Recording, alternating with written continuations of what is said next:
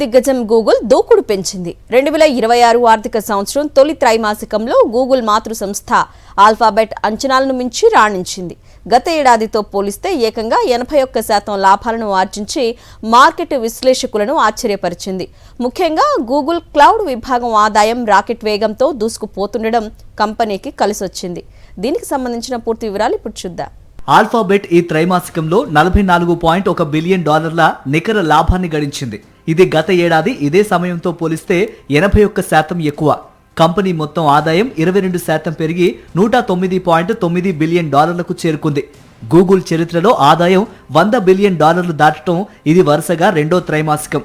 Google cloud revenue ఏకంగా 63% వృద్ధి చెంది $20 బిలియన్ మార్కును తాకింది.